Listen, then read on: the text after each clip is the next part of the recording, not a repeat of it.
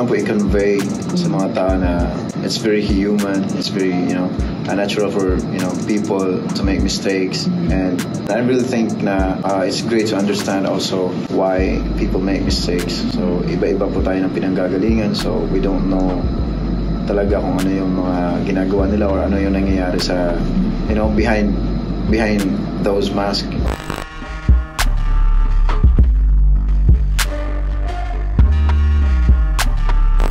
Ganda ng question ito.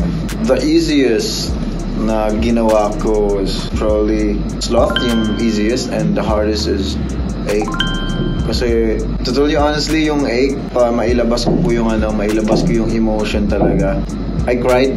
Talagang fineel ko yung ni-feel ko yung lyrics and yung feelings ng kanta. That's why may mga voice cracks ako doon, and retain po namin siya sa song kahit mga voice crack siya and wala siya sa tono, but it's okay kasi yung rawness nung kanta is, yun po yung nagbibigay ng ganda. And talagang literal po na talagang lumuha ako doon while kinakanta ko yung ache. While recording the song. Kaya yung pinakamahirap talagang nakakapaos talaga siya kasi mataas siya eh.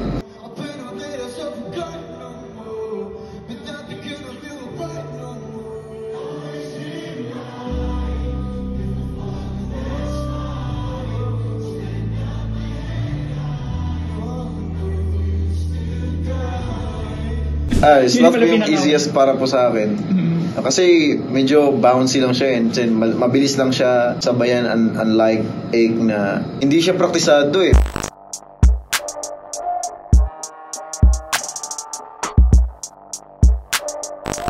Kung nag-resonate, I think ache, but yung pinaka-favorite sa album is yung Folks. Kasi mahilig po ako sa metal na genre, so yeah.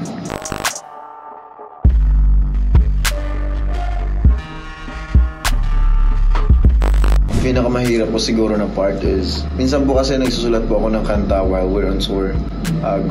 Group namin nagtutour. Ginagawa ko po yung beat, hindi pala sulat. Yung ibang beats po, ginawa ko po sa airplane lang po while nagtutour. Pagdating sa Manila, saka pupunta ako ng studio, tapos dun susulatan. And then, yung other beats naman po, ginawa po namin from scratch while sinusulatan na rin. Kumbaga sabay-sabay po. Minsan pag wala po talaga akong ginagawa or nahirapan akong matulog, talagang yun po yung pampatulog ko. And mag-isip ng melody, kasi yung melody po yung pinakamahirap din sa lahat eh. Kung paano siya maging catchy, kung paano yung alam mo yun yung vibe ng kanta talaga. So, yeah, mahirap po isipin yung melody.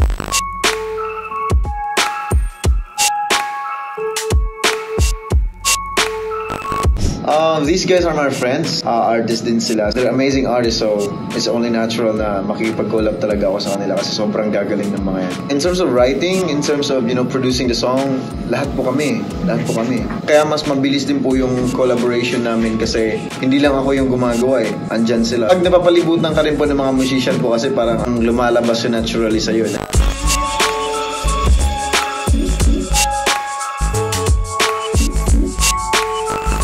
Mas naging better ako sa as an artist din, especially sa skills ko, especially sa talent ko. Talagang nahasa.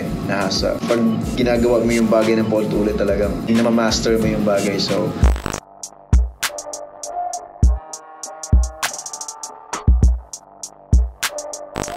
I'm just really proud of being a Bisaya. That's why meron akong mga Bisaya songs talaga. I think it's about time kasi Bisaya is a beautiful dialect, beautiful language. Let's make more Bisaya songs. And ayun, I just wanna, gusto ko lang talaga i-shout. I'm just really proud and to be proud of themselves too. Kahit saan po kayo nanggaling, just be proud of yourself. Kung ano man status nyo sa buhay, be proud of yourself.